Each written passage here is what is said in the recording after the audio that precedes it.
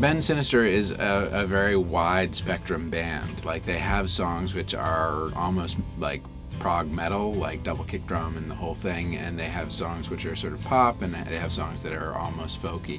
Which version of themselves they wanted to be that day was really the question. What I'd heard of the band Ben Sinister prior is pretty driving, kick-ass stuff. So I was thinking, well, this is going to be a lot different from what we've done up to now. Originally it was going to be Dan, the keyboard player, and Matt, the bass player. But everybody shows up. We were kind of scared of having 4 guys in a band, particularly after how challenging it was to get Aaron and Ben and me on one page. And the whole band showed up. It was like, all right, well, you know what? We'll go for it.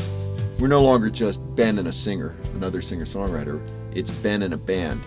I've been working with Ben a long time. We work with a lot of singer-songwriters in the studio, but I'm a band guy, dyed-in-the-wool band guy. So these guys walk in and I'm like, this is great.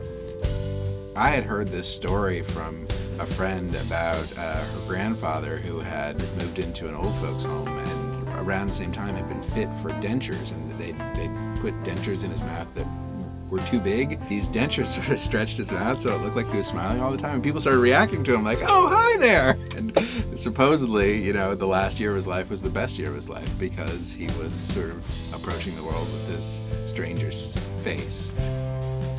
We set up the Nord keyboard, the bass, and the guitar.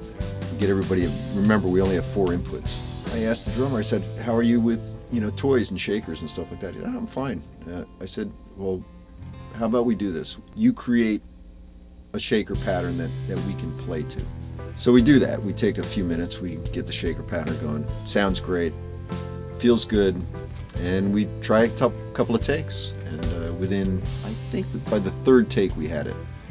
Dan comes in, does 2 or 3 takes of the vocal, gets one that we like, and then everybody stands around a microphone and we do the background vocals. Once the song was written, hearing the guys sit down as a band and perform the song was really a real pleasure because they have so much musical talent in their group, and I was able for the first time to really sort of divorce myself and sit back as a fan and just, you know, hear one of the songs be played, which was a pleasure.